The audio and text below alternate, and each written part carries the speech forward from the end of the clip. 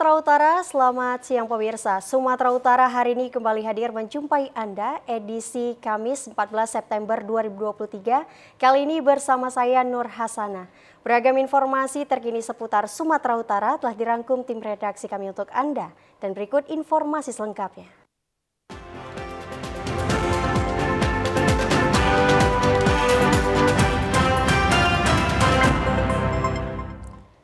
Pemirsa, satu unit ruko yang dijadikan sebagai toko apotik kimia farma yang berada di Jalan Sutomo, Kota Pematang Siantar terbakar pada Rabu malam tadi.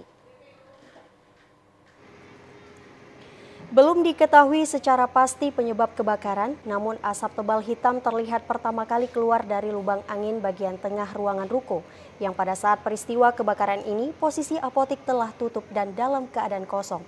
Untuk dapat memadamkan api, petugas Badan Penanggulangan Bencana Daerah bersama dengan petugas pemadam kebakaran dan aparat kepolisian dari Polres Pematang Siantar membongkar paksa untuk membuka pintu apotik.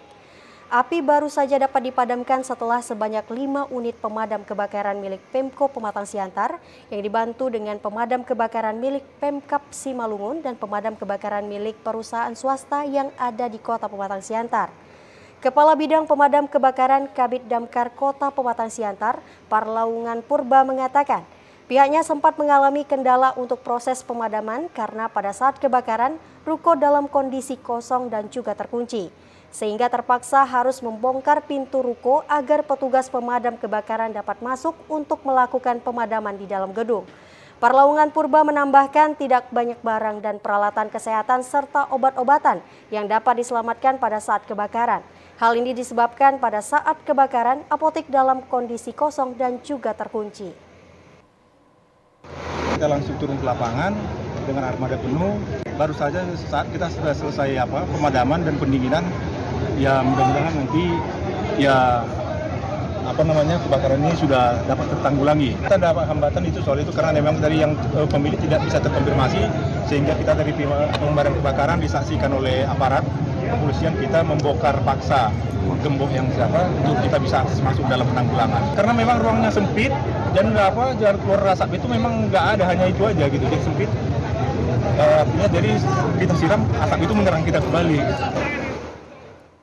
Saat ini petugas kepolisian dari Polres Pematang Siantar melakukan penyelidikan olah tempat kejadian perkara untuk mengetahui penyebab dari kebakaran dan total jumlah kerugian yang disebabkan kebakaran tersebut. Pemirsa, Polresta Deli Serdang berhasil mengungkap jaringan peredaran narkotika yang dikendalikan terpidana kasus narkotika di Lapas Tanjung Kusta Medan. 4 pelaku pengedar beserta barang bukti turut diamankan petugas. Pengungkapan jaringan narkoba ini berawal dari penangkapan salah seorang tersangka berinisial RJ pada Jumat 8 September 2023 lalu di Desa Ujung Serdang, Kecamatan Tanjung Morawa, Kabupaten Deli Serdang, dengan menyita barang bukti awal 2 butir pil ekstasi. Dari hasil pemeriksaan RJ, selanjutnya dilakukan penggeledahan di rumah RJ di Kota Medan. Kemudian didapati barang bukti sabu 2 kg, 4.250 butir pil ekstasi Happy Five, 4 bungkus sabu 50,10 gram, 4 handphone dan timbangan elektrik. Jaringan peredaran narkotika ini dikendalikan oleh inisial S, narapidana dengan vonis seumur hidup di Lapas Tanjung Kusta Medan. S mengendalikan peredaran sabu-sabu yang diperoleh dari Tanjung Balai, lalu diedarkan melalui sindikat antara lain saudara RJ. IS, AM, dan VS, seorang wanita. Keempat pelaku ini berhasil dibekuk Satres Narkoba Polresta Deli Serdang. Kapolda Sumatera Utara Irjen Polisi Agung Setia Imam Effendi mengatakan RJ mengedarkan narkoba ke wilayah Kota Medan, Binjai, Belawan, Labuhan Batu, dan Jakarta. Dari hasil peredaran narkoba jaringan S ini sejumlah aset juga turut disita. Di antaranya uang tunai senilai 1 miliar 15 juta rupiah, 2 jenis mobil, dan rumah senilai 3 miliar. Polres Deli Serdang dengan Sat Narkobanya berhasil mengungkap jaringan peredaran narkoba yang dikendalikan oleh tersangka saudara S dari Lapas. Kemudian juga kita tahu bahwa saudara sabu juga, kasus narkoba oleh Polrestabes Medan dengan vonis hukuman seumur hidup. Polda Sumatera Utara berkomitmen untuk memberantas peredaran narkoba di seluruh wilayah Sumatera Utara yang dituangkan dalam 5 program prioritas. Salah satunya adalah Narkoba Musuh Bersama. Tindak lanjut program itu dilakukan dengan pemberantasan narkoba yang dilakukan secara serentak dimulai dari Polresta Deli Serdang. Pemirsa, tim gabungan TNI, Polri, dan Satuan Polisi Pamong Praja menghancurkan barak narkoba terbesar di Provinsi Sumatera Utara yang berlokasi di kawasan Kutalimbaru, Kabupaten Deli Serdang. Sedikitnya terdapat 5 lapak besar yang masih berada dalam satu kawasan dihancurkan petugas gabungan menggunakan alat berat.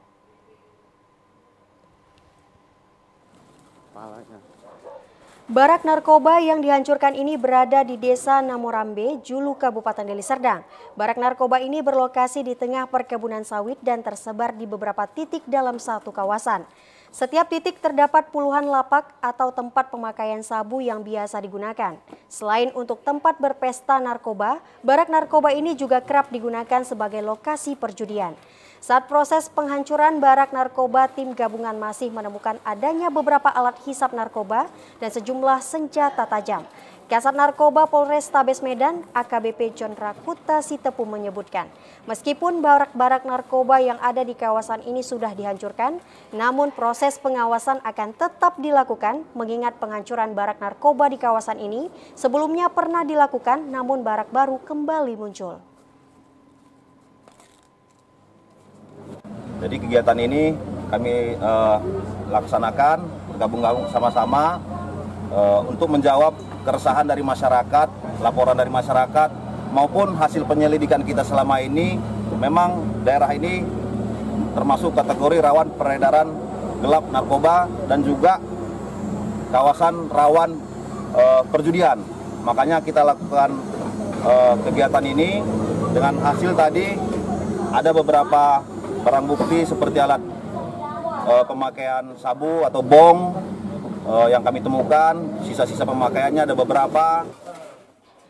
Kumpulan barak narkoba dan perjudian ini telah berulang kali dilakukan penggerebekan oleh petugas gabungan namun tetap beroperasi. Beberapa bulan lalu petugas gabungan yang melakukan penggerebekan bahkan mendapat perlawanan dari sejumlah warga. Pemirsa, diduga hilang kendali saat berkendara dengan sepeda motor, seorang pelajar di Kota Medan terlibat kecelakaan dengan menabrak bus yang tiba-tiba berhenti. Bus tersebut berhenti karena adanya satu unit mobil yang berhenti mendadak saat melaju.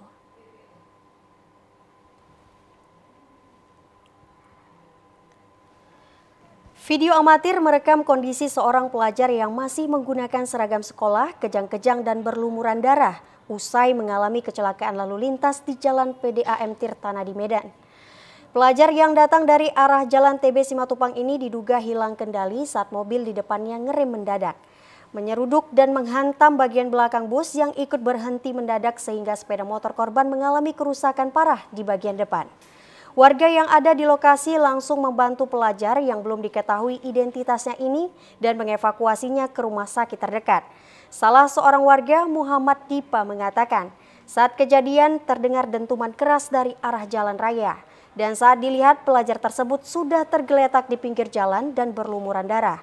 Saat melihat korban sudah tergeletak, warga sekitar dibantu pengendara yang lewat mengevakuasi korban yang saat itu tengah berboncengan dengan rekannya sesama siswa dari sekolah menengah dan atas di Kota Medan.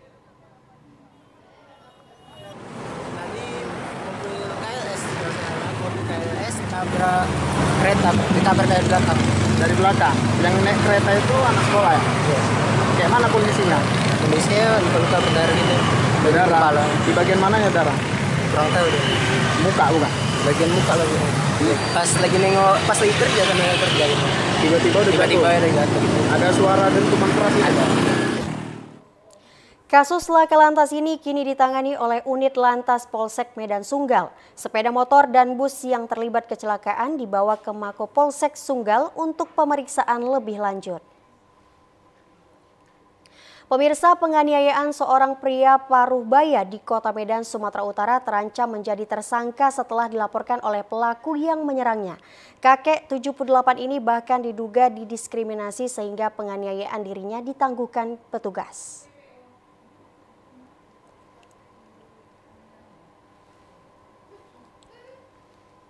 Inilah rekaman CCTV ketika seorang bapak dan anak menyerang seorang pria paruhbaya di Jalan Semarang, Kecamatan Medan, Kota Medan. Pria paruhbaya bernama Jo Hong Chuan yang menjadi korban penyerangan ini berawal ketika dirinya menegur bapak dan anak tersebut yang sering memarkirkan kendaraannya dengan sesuka hati. Tidak senang atas teguran tersebut, wajah pria paruhbaya ini langsung dipukul menggunakan helm hingga memar dan harus dirawat intensif 2 pekan di rumah sakit. Tidak terima atas perlakuan kasar tetangganya, korban melaporkan kejadian tersebut ke Polrestabes Medan. Dalam penyidikan, pelaku yang sudah ditetapkan tersangka ditahan dan kini ditangguhkan. Dalam perkara ini, pelaku penyerangan pria paruhbaya ini justru melapor balik kejadian tersebut ke Polsek Medan Kota. Dan saat ini laporan polisi itu sedang dalam penyidikan kepolisian hingga tahap prarekonstruksi. Untuk kegiatan sore hari ini kami melaksanakan prarekon untuk LP234 untuk merunut kronologis yang ada di TKP. Tadi ada sekitar 13 adegan, jadi kita runut satu persatu dari awal kejadian sampai akhir kejadian. Kasus saling lapor ini bukan kali pertama terjadi di Kota Medan. Sebelumnya pedagang pasar Gambir korban penganiayaan justru ditetapkan tersangka oleh Polsek Percut Seituan. Usai menerima laporan yang sama oleh pelaku pada tahun lalu, polisi menyebutkan hingga kini kasus ini masih dalam penyelidikan lebih lanjut oleh tim penyidik. Pemirsa, kami akan segera kembali dengan sejumlah informasi lainnya. Tetaplah bersama kami di Sumatera Utara hari ini.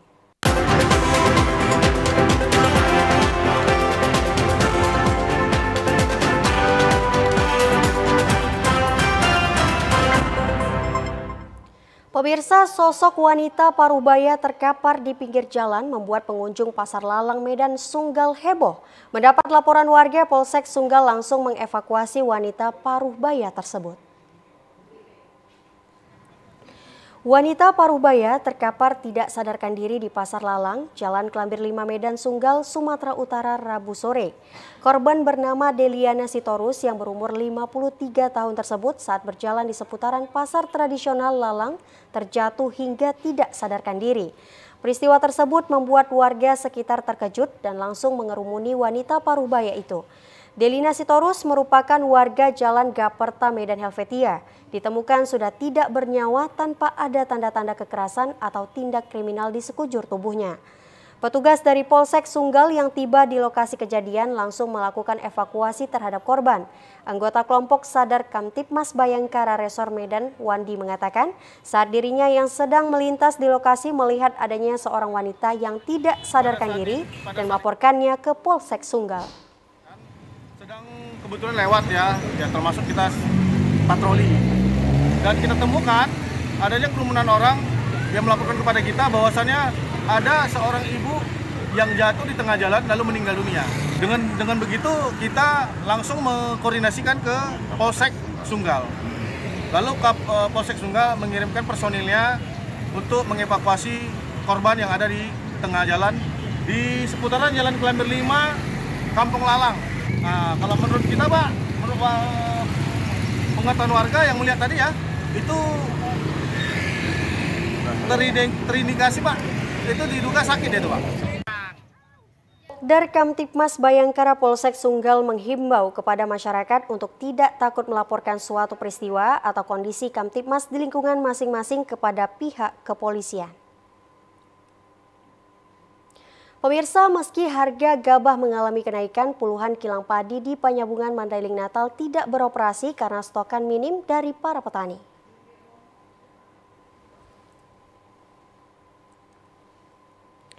Puluhan kilang padi di Panyabungan Kabupaten Mandailing Natal tidak beroperasi atau bekerja karena minimnya stok gabah dari petani. Hal ini terjadi sejak 4 bulan lalu karena petani belum memasuki masa panen. Bahkan hasil panen petani tidak mereka jual lagi melainkan untuk dikonsumsi setiap harinya. sehingga kilang padi tidak lagi memiliki persediaan untuk dikerjakan para karyawan kilang padi. Akibatnya puluhan pekerja kilang padi terpaksa diberhentikan, sementara hingga stok gabah mulai melimpah. Para pemilik gilingan padi juga mengaku sudah mencari pasokan gabah dari luar daerah, namun hasil yang didapat tidak sesuai dengan biaya pengeluaran. Meski harga gabah dinaikkan di tingkat petani, namun petani enggan menjual gabahnya dan menurunnya sejumlah hasil panen petani di daerah ini. Kalau sekarang ini harga gabah 650, 640 yang basah, naik terus ini. Masa sini kan banyak yang gagal panen, hamanya tikus. Enggak sekarang enggak ada apanya padinya. Udah berapa bulan itu Pak yang naik itu harga gabah ini Pak? Yang sebulan ini. Sebulan ini Pak? Oh ya Pak. Meski sudah tidak lagi beroperasi beberapa bulan terakhir, kini sejumlah pemilik gilingan padi mengaku pasrah akibat keadaan tersebut dan berharap keadaan ini segera normal kembali. Pemirsa, pasca digrebeknya pengoplosan gas LPG subsidi 3 kg menjadi gas non-subsidi 12 kg oleh tim gabungan dari Satuan Subdit 4 Tipider Polda Sumatera Utara bersama dengan Polres Labuhan Batu sepekan lalu pekerjakan anak di bawah umur. Pekerja anak di bawah umur tersebut berinisial RD berusia 16 tahun bersama dengan rekannya IQ, usia 24 tahun. Sebagai pekerja di gudang pangkalan agen gas LPG milik Ahmad Al-Mahdani, Pasaribu dan Siti Aisyah Munte dijadikan tersangka oleh polisi. Terbongkarnya pengoplosan gas LPG subsidi 3 kg disuling menjadi gas LPG non-subsidi 12 kg ini. Berawal dari laporan warga di dalam gudang dan sekaligus rumah tempat tinggal oknum anggota DPRD Labura di Dusun Sukajadi, Desa Damuli Kebun, Kecamatan Kualu Selatan, Kabupaten Labuhan Batu Utara. Aksi pengoplosan gas LPG tersebut sudah berjalan selama 2 tahun. Dan polisi mengamankan ratusan tabung gas LPG subsidi 3 kg dan non-subsidi isi 12 kg, serta puluhan jos alat pemindah hologram, tabung gas LPG 12 kg, dan barang bukti lainnya. Kepala Dinas Ketenagakerjaan dan Perindustrian Labuhan Batu Utara, Rojali mengatakan, sesuai Undang-Undang Ketenagakerjaan Nomor 13 Tahun 2003, jika pengusaha mempekerjakan anak di bawah 18 tahun diancam selama 1 sampai dengan 4 tahun hukuman kurungan penjara dengan denda sebesar 100 juta sampai 400 juta rupiah. Terima kasih. Menurut undang-undang, pengusaha yang mempekerjakan anak di bawah 18 tahun itu ada pidana penjara 1 sampai 4 tahun atau denda sebesar 100 juta atau sampai dengan paling besar dia 400 juta. Namun hingga kini kepolisian belum menetapkan tersangka lainnya seperti pemilik agen pangkalan gas LPG. Pemirsa, harga beras di kota Gunung Sitoli terus mengalami kenaikan hingga 20%, sementara warga mendesak pemerintah lakukan langkah-langkah terbaik menormalkan harga barang kebutuhan pokok tersebut.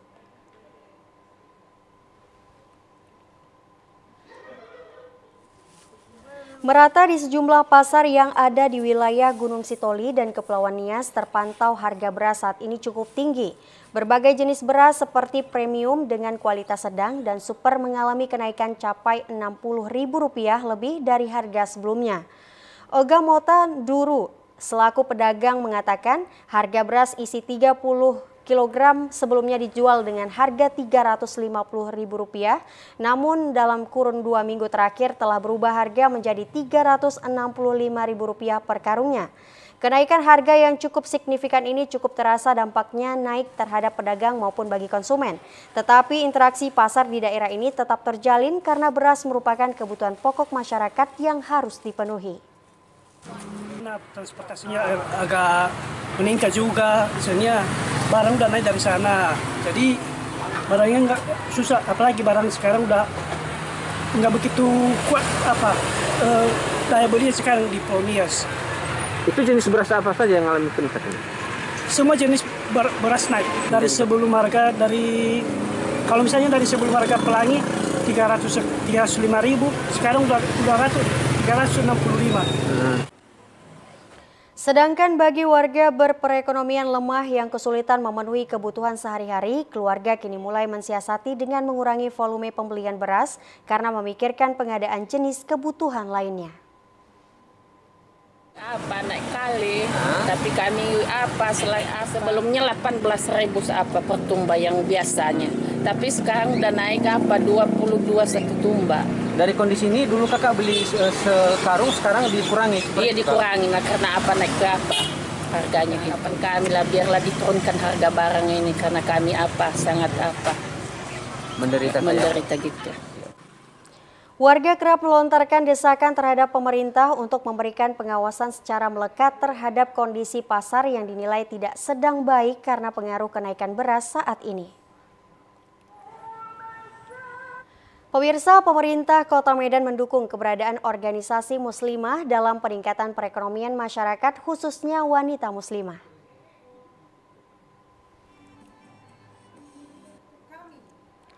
Kepala Dinas Pemberdayaan Perempuan, Perlindungan Anak dan Pemberdayaan Masyarakat Kota Medan, Edliati mengatakan peran wanita muslimah yang menjadi anggota IPMI Kota Medan nantinya dapat berperan aktif memajukan perekonomian Kota Medan dan berharap kemampuan bisnis yang dimiliki para anggota IPMI nantinya dapat ditularkan kepada masyarakat luas.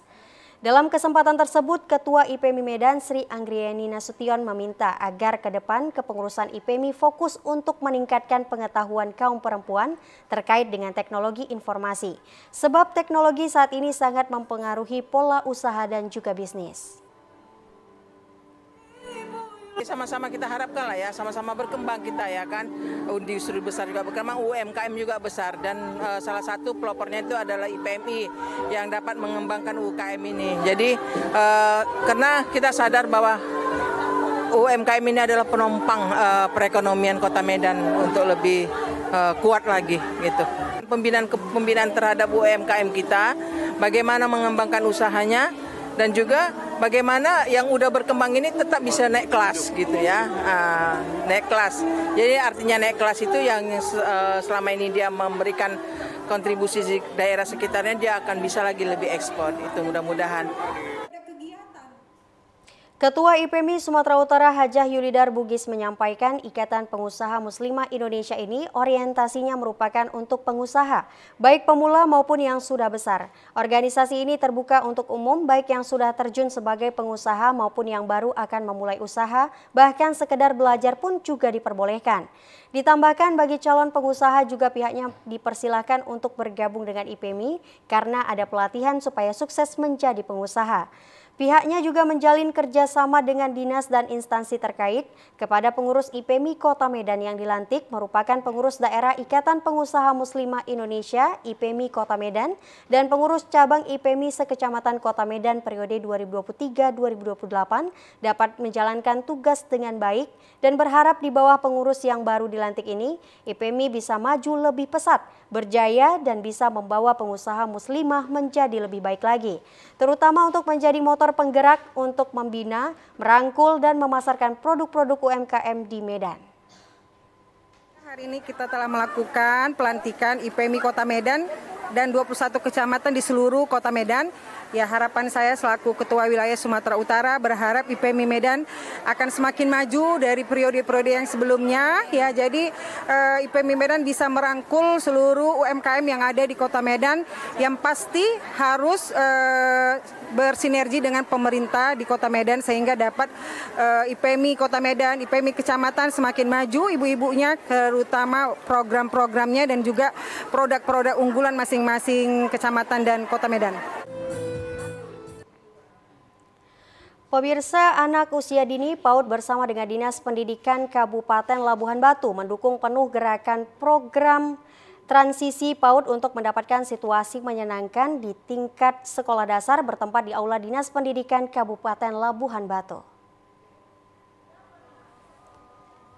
Rapat koordinasi dalam proses transisi untuk mensukseskan program nasional dalam hal mensosialisasikan hingga ke tingkat desa dan kelurahan.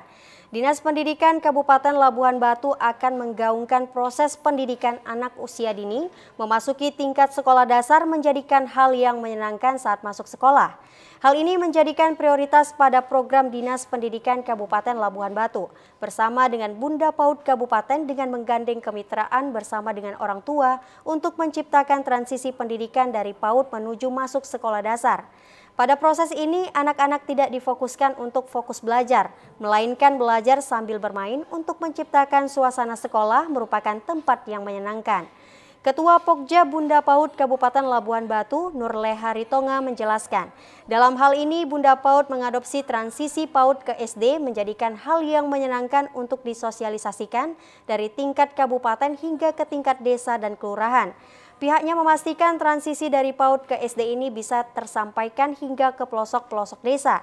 Salah satu mediator Dinas Pendidikan Kabupaten Labuhan Batu, Maimunah Hasibuan menjelaskan, ini merupakan tindakan nyata gerakan transisi PAUD ke SD yang menyenangkan harus dijalankan di dunia pendidikan di Kabupaten Labuhan Batu. Pihaknya berkomitmen kegiatan ini bisa dijalankan di Kabupaten Labuhan Batu. Ya pemirsa, informasi tadi sekaligus menutup perjumpaan kita pada siang hari ini. Saya Nur Hasanah mewakili kerabat kerja yang bertugas pamit undur diri. Selamat siang dan sampai jumpa.